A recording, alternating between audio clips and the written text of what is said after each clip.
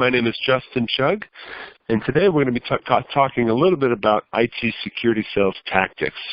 We've invited a guest speaker for us, Larry Snodgrass, and he's going to be sharing some insights about what Stickley on Security is doing, what the market looks like, and how to make things actually work. So I wanted to welcome Larry. How are you doing today, Larry? Good. Thanks for having me. Glad you're able to join us. Larry is the Vice President of Channel Sales at Stickley on Security. And I think it would be helpful for everyone, Larry, if you could give us a little bit of background on Stickley and share with us what your company does. And I think that'll help provide some context for today's discussion. Absolutely. So Stickley on Security really is, at the end of the day, online training, security awareness, education for end users. And it's all done by this gentleman by the name of Jim Stickley, who is somewhat famous, sometimes infamous within the security industry. He is a very well-known white hacker worldwide. He started out hacking around the age of 14, and his parents started profiting off him around 16 for writing code, and you can still find a lot of his code in the Xerox machine today. But really, you know, he was originally famous for he was legally paid to break into the federal penitentiary and the Pentagon. So the old gauntlet firewall that they said you couldn't hack, he hacked that, and then they fixed it, and he hacked it again. And since then, he's had companies pay him to successfully break into like over 3,000 banks. And he spent all his time doing a lot of the technical consulting that I'm sure a lot of the audience here today does and are used to doing. Pen testing, threat assessments, how best to throw technology at all of these breaches that occur. But at the end of the day, he, stepped back and said, you know what? It's crazy. The hackers and the cyber criminals like myself, although I'm a legal cyber criminal, right? The way that we're getting into companies the majority of the time is through the end users and the people. And nobody's really addressing that layer effectively. So that's what we do is, we find ways to help better educate and make sure employees and customers and the people that are going to be, 62% of the time are going to be the reason you have a data breach is that layer which is not getting locked down. So that's what we assist with. Wonderful. And with that layer, what are the main components that you're helping with? Is it training? Is it software? Could you share a little bit about that? Absolutely. So it's training and awareness. So every quarter, Jim himself comes out with an online training that's compelling and something that's new that hackers like him are using to get into your services, right? So an example of that might be typo squatting. So a real easy way to get into companies today is a lot of them will have perhaps 70 or 100 variations of their domain that's off by one character. And you can easily go out and buy that domain for around $13. And then, make it look like an email that's from someone you know and trust and shoot that email out to someone. No amount of technology or filtering is going to necessarily catch that because it's not a blacklisted domain. It's a perfectly good domain. And if your employees are not taught to be aware to look at emails they're getting, and if they have attachments or links within there that you're not expecting, to verify that. Just because you know them doesn't mean you just click on something, right? So, we'll do training around that, and you would be surprised, that spear phishing technique. I had a local tire manufacturing company here in Southern California just last week. Accounting department fell for that, and they authorized $250,000 in payments to go out to a cyber criminal. And wow. fewer than 1% of those folks are convicted. So it's low risk for the criminals, and the low-tech approaches are the majority of the way they're getting into these companies. That's the majority of the way that Jim has been paid and legally broken into over 3,000 banks, including Bank of America, Citibank. There's a ton of them, right?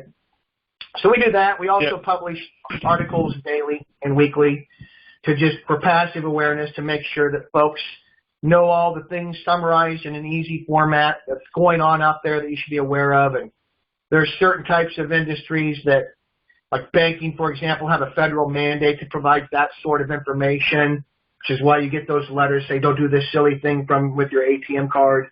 We fulfill that need for them, as well as for like unions who aren't allowed to push training on union members. So that's what we do. Well, thank you. I think it makes a big difference when someone like Jim is heading up a security company compared to what we typically see in the marketplace. I think that's the only way you can find a platform or a strategy that will really fight against these types of security breaches, which are really changing, like you said. But I wanted to talk a little bit, since we have you here, what would you consider the greatest threat that businesses face today? If we had to pin down one of them, what would be the top threat that's taking place as far as security breaches? You talked a little bit about the domains and things like that, but what's number one on the list right now? Well, again, there's no specific tactic. They keep changing. You would have to put it as social engineering, right, as a general bucket. How do you social engineer changes by industry trend literally quarter to quarter, right? So I'm not saying all the technical speeds and feed issues. Like, there's a lot of fun things that are going on with DDoS right now, particularly with like cruise line industries that are vulnerable to satellite being easily DDoS attacked a lot of times. So ships go out to sea, they're down for 2 hours. But from our perspective, if you look at the statistics, 62% of the time a company is going to have a data breach. It is an end user, particularly an employee. Negligence is maybe a little bit of a harsh word, but it's them doing something incorrectly. And so domain jacking, typo squatting is really popular right now, as we mentioned. Jim, he'll do a live when he does his speaking engagements, or even like, he's security spokesperson for Norton when he's on TV with Jay Leno there doing his live hacks. It's real easy for him to show how you just mistype a domain by one character, goes to his site. There's a single line of code that a guy like him puts in place that 90% of the banks are susceptible to. So it sucks out their information, makes it look like it's just the exact bank site that you're on. You go to log in, asks you to do a profile update, and you put in all of your PII, and he's got you, right? But there's a bunch of them. There's no individual one. They change literally, Justin, week to week. But the one last week that popped up, it's getting real popular right now. A lot of times they were using this spear phishing technique with the domains that I just told you. You get all the personal information. It's real easy to open up a bank account now with a small amount of money, and then you go out and buy a lot of things and use the overdraft protection to square away those purchases, and they resell those, and it doesn't show up on a credit check like LifeLock because it's just the FIS system. But they've taken that to another level now where they're starting to go after your retirement accounts of your employees, because they can use the same technique, spearfish them, get all their personal information, and then you change the address on the retirement account to go to the cyber criminal, because most people don't check on their retirement accounts on a regular basis. They start filtering money out of there, and unlike a credit card fraud situation or unlike your bank account, which is FDIC insured, it's not. So you have no guarantee of getting your money back. Wow. That's right? crazy. How would someone, like some of the folks on our call, gain access to these updates that are taking place? You talked about some of the publications that Stickley is doing.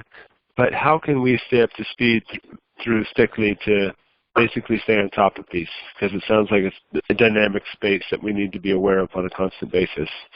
Where can we plug in for that? Yeah, of course, we've got content that's up on our site, Stickley on Security. But, any of your folks that are out there selling security, get in contact with myself. And we're happy to actually, if this is something that you think is going to be beneficial for your clients, we'll set you up with a free account so you can actually get the actual training and the actual weekly newsletters, right? So all of that service that we normally charge for, we want to make sure that you have that knowledge base in place, because it's crazy to me, Justin. It's the main reason you're going to have a problem at your company, and it's the one thing that nobody's talking about. And I get it; it's not technologically scratching that itch that is really, for lack of a better term, sexy, but it's important. It's important enough that, like I said, Norton's security guy and NBC's and a whole bunch of others says that's something you should take a significant amount of time to talk about, right? Yeah, I think that this gives me a lot of ideas when it comes to sales. I think that because the tactics are changing on a regular basis, it would make a lot of sense to create a group of companies that you're either working with or targeting and sharing these updates on a regular basis, just as a favor. I think that would create a good image for yourself as a security expert, and then when they come to the conclusion that they need to invest in security, they would turn to you. So it kind of creates a great excuse to get in their inbox with something that they would actually pay attention to. Do you agree, Larry? Yeah, certainly we have some of our partners doing that, but don't discount that banks pay a good chunk of change for you to provide this service as well. It's a huge vertical in this space. So because they have to, they have a federal mandate. They're just not mandated how they do it. But this fulfills this need. It makes it automated. It's easy. But I would also suggest the one thing that's kind of nice about this security product and set for the folks that are on this call is this is the type of discussion that your customers are going to have with you, even people who aren't your customers today. So if you're prospecting, things of that nature, the common tale today when I talk to people is you just don't cold call anymore, right? Well, our people, they can cold call with this. It's not that hard. It's like, are you training your employees, right? And it only takes one simple little malware, ransomware scenario that was triggered by social engineering, which, let's be honest, guys. Take a look at all these news articles you see, whether it's LinkedIn, Equifax, Yahoo, Google, Facebook, all these guys get hacked. When it comes right down to it, you read down through the article, it's always an employee or somebody doing something. They clicked on something they shouldn't click on. They didn't apply a patch that they should have applied. And we talk about all those things in our training, the importance of patchwork, the importance of looking at your emails that you're getting, the importance of strong passwords and how you can go about doing those, right? Those are all things that, we help with. That's great. I've heard you talk a lot about banks. Would you say that would be the number one industry to target if you were trying to sell IT security, or should someone focus on a different vertical? We have customers across pretty much every vertical you can imagine. That being said, banks and credit unions by far are our number one vertical of sales that we get. I don't think it's because they're the ones that, want it the most, or even because of the federal mandate they have. It's just that Jim Stickley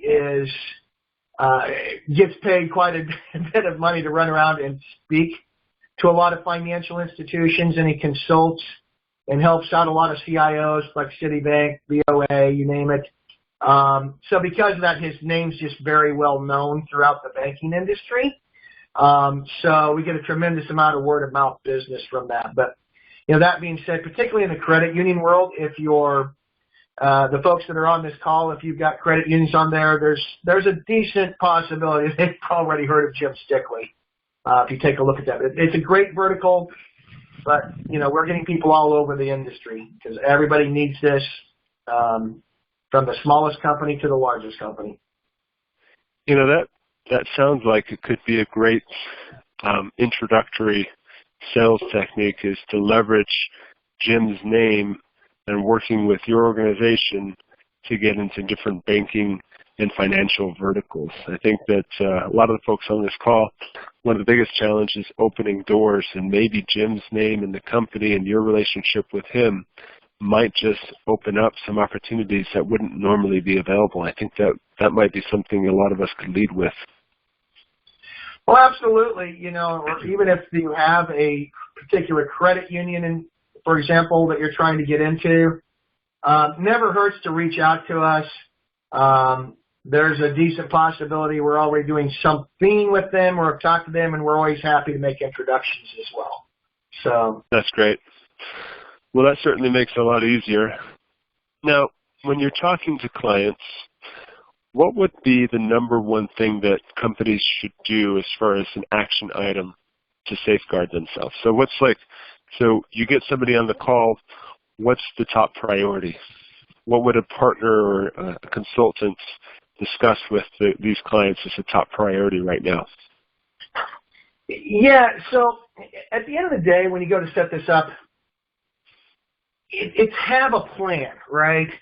So we talk about the first thing you always want to do is you create a framework of security that then has layers of the various security aspects. And I'm not telling you don't do the physical security pieces. You do those, right? You put in the antivirus, you put in the firewalls, you make sure you have backup and disaster recovery. You get locked down with ransomware one time and you don't have those in place, you are going to regret it, right? I give you an example of that, but then people forget the human factor, and we're like, add that layer of security. And the way that I always kind of explain that is, hey, you got a great house, you made it really safe, you bought the best security system that's out there on the market, and then your son or your daughter leave the house and they don't turn the security alarm system on and they leave the house unlocked. Someone can break in when you do that, right? And people tend to do that, and they forget about that whole layer. And then your companies that are really big on security, I'll give you an example. I have a client that is an infrastructure as a service provider, has a healthcare SaaS company, literally 2 weeks ago. So employee gets a suspicious-looking attachment email that they're not expecting. She does the right thing, right? She's been paying attention, and she goes, oh, I shouldn't open this. I'm not expecting it. She forwards it on to IT, and believe it or not, the number one and number two offenders of doing something silly, number one is the C-level suite, number two is the IT department. The IT department takes this, does a simple scan, doesn't break it down to raw form, and as most of the folks on this call already know, probably, if they're big into security, scanning and antivirus is only about 65% effective because there's a lag from when you figure something out to getting it installed into the detection pieces, even if you're doing that hourly. So they just do the scan, determine it's safe, they click on it, ransomware, and the company was completely out of business for a week and a half. Wow. Right. So you can't discount this kind of stuff. And they didn't have, their security framework in place to where they had backup and disaster recovery so that they could overcome that. Right? It was a start from scratch situation. And this was not a small not an enterprise company, but it was a several $100 million a year company. Right? So people keep forgetting about the people, which is crazy to me. So. Yeah, disaster recovery sounds like it would be a great complementary service to what you're doing. It could lead to a lot of different opportunities. Now, one of the challenges that a lot of the folks on this call face is that companies don't feel like there's enough urgency to do anything about it. Nothing has happened yet, and so they're kind of stuck in the status quo. What type of tactics or strategies have you seen used to get companies to actually bite into it? What types of, have you seen anything that works for you and your team? Well, first off, before we get into the tactics, itself, one of the things that you folks should know is the same as we do with you. When we start out with a customer, we typically will give them a free account for like 30 days to evaluate. And then, or we'll do like a phishing exercise with them, and they can see the click rates. So, on our phishing exercises, we typically get 17 to 22% click rate, including when we take an account from the competitors, because we use custom domains that are always changing and randomly sit at different times to different employees, so they can't easily filter those out. And you can show them how that can be reduced to about 2% through effective training. And you need to do training, not just phishing. Phishing is not education, right? But we'll do some of that. But the reality is you'd like to think that they're going to take security seriously regardless when they see all these stories. They don't always do that. It's easy to overlook this. And again, as I say, these IT guys, they kind of sometimes get in their blinders on of, yeah, this isn't fun, this isn't sexy, I got real security issues to deal with. And then lo and behold, how do they get exploited? It's through this sort of thing. And so I always lean on not just what's happening in the world. I mean, you can look in USA Today literally this week, and there's an article about how cyber criminals are attacking retirement accounts, right? But I use personal experiences. My wife is a great example of this, right? She used to roll her eyes at me because I would be talking about these sorts of things, and she wasn't leading a very sanitary cyber life. But she's like, oh, you're just in the business here. That's why it's important to you. You're over-exaggerating. And lo and behold, someone in her accounting department of her company gets spearphished, gets her Social Security, gets her driver's license, gets all this information. All right.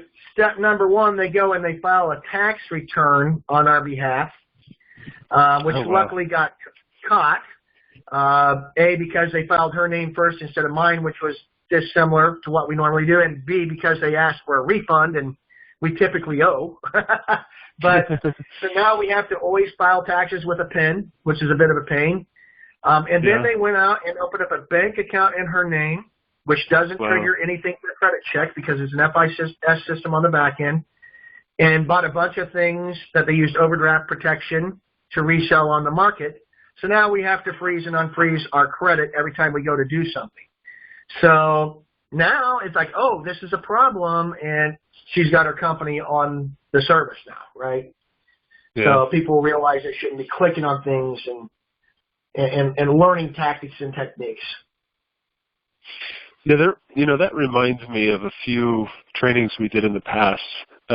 Just a few weeks ago, we talked about leveraging Google Alerts to uncover different stories about companies who have been compromised.